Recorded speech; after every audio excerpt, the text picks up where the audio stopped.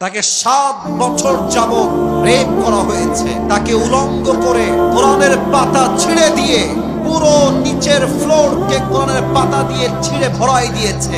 আর আফিয়া সিদ্দিকাকে বলা হয়েছে উলঙ্গ অবস্থায় কোরআনের উপর দিয়ে তুমি হেঁটে যাবা পা দিয়ে। এই নারী যুগের পরে যুগ আমেরিকার ভেতরে টর্চার সেলে জুলুমের শিকার হয়েছে, তবুও তাওহীদ আর ঈমানকে স্যাক্রিফাইস করতে প্রস্তুত হয় না। আফিয়া সিদ্দিকা মুসলমানদের ঈমান যে কত তাজা হয়, কত উত্তম হয়, কত তাজা দীপ্ত ঈমান হয়, ডক্টর আফিয়া সিদ্দিকা তার বেস্ট এক্সাম্পল। ঠিক কিনা বলেন? ডক্টর আফিয়া সিদ্দিকাকে 2003 সালে পাকিস্তান থেকে কিডন্যাপ করা হয়। তাকে কিডন্যাপ করা হয়েছিল এই ব্লেম করে যে ডক্টর আফিয়া সিদ্দিকা নাকি আল কায়েদার সঙ্গে জড়িত ছিলেন। এবং আপনারা অবাক হবেন, ডক্টর আফিয়া সিদ্দিকা ছিলেন, শি ওয়াজ নিউরোসায়েন্টিস্ট, সে একজন বিজ্ঞানী ছিল এবং পাশাপাশি সে আল্লাহর কোরআনের হাফেজা ছিল। সুবহানাল্লাহ বলেন। তাকে গ্রেফতার করা হলো একজন সেনা হত্যার দায়ে। 2003 সাল থেকে নিয়ে 2018 সাল পর্যন্ত তাকে কারাবন্দী করা হলো। তাকে 7 বছর যাবত রেপ করা হয়েছে। তাকে উলঙ্গ করে কোরআনের পাতা ছিঁড়ে দিয়ে পুরো নিচের ফ্লোরকে কোরআনের পাতা দিয়ে ছিঁড়ে ভরাই দিয়েছে। আর আফিয়া সিদ্দিকাকে বলা হয়েছে উলঙ্গ অবস্থায় কোরআনের উপর দিয়ে তুমি হেঁটে যাবা পা দিয়ে। এই মহিলা, এই নারী যুগের পরে যুগ আমেরিকার ভেতরে টর্চার সেলে জুলুমের শিকার হয়েছে, তবুও তাওহীদ আর ঈমানকে স্যাক্রিফাইস করতে প্রস্তুত হয় না। এবং আপনারা জানলে আরো অবাক হবেন, আফিয়া সিদ্দিকা জেলে থাকা অবস্থায় আল্লাহর রাসূলকে স্বপ্নে সাক্ষাৎ করেছে। সুবহানাল্লাহ বলবেন না? না, এটা জিনাই তো আর সুবহানাল্লাহ হইল না, বলেন সবাই জোরে সুবহানাল্লাহ। আফিয়া সিদ্দিকার ভাষা হচ্ছে উর্দু ভাষা। নবীর সঙ্গে স্বপ্নে সাক্ষাৎ, ডাক দিয়ে বলছে ইয়া রাসূলুল্লাহ मैं यहाँ पर कब तक रहूं, আমি এখানে আর কতদিন থাকবো ইয়া রাসূলুল্লাহ, ये इम्तिहान कब खत्म होगा, এই পরীক্ষা কবে শেষ হবে ইয়া রাসূলুল্লাহ। নবীজি একটু মুচকি হাসি দিয়ে বললেন আফিয়া ये तुम्हारा इम्तिहान नहीं है, এটা তোমার পরীক্ষা নয়।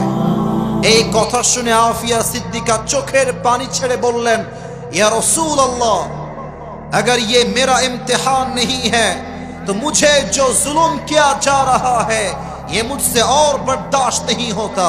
हे रसूल, যদি এটা আমার পরীক্ষা না হয়, যে জুলুম চলছে, যে ধর্ষণ চলছে, যে রেপ চলছে, এটা আমার দ্বারা আর সহ্য হচ্ছে না। হে নবী, আমি কবে মুক্তি পাবো? নবীজি বলছেন আফিয়া ये तुम्हारा इम्तिहान नहीं है, ये मेरी उम्मत का इम्तिहान है, এটা আমার প্রত্যেকটা উম্মতের ইমতিহান।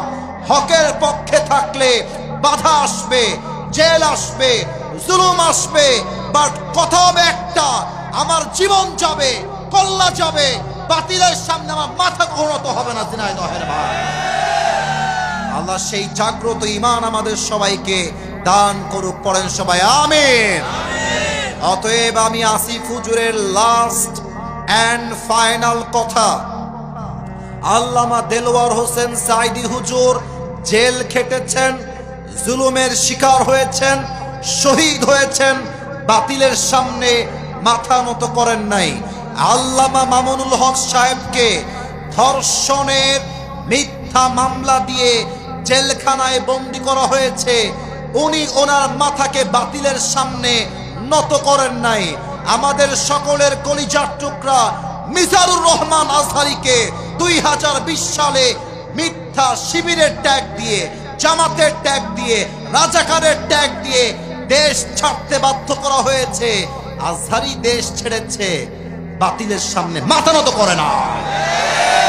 এখান থেকে একটা শিক্ষা বাতিল পক্ষকে আমি দিতে চাই, যতই জুলুম করো, যতই জেল দাও, যতই আমাদেরকে অত্যাচার করো, আমরা একটা মিশন নিয়ে নেমেছি, মাথায় আমাদের কাফনের কাপড় বাঁধা আছে। আল্লাহর জমিনে আল্লাহর কোনের রাজ কায়েম না করা পর্যন্ত একটা যুবক বাসায় ফিরে আসবে না। হাত তুলে বলো ঠিক কিনা?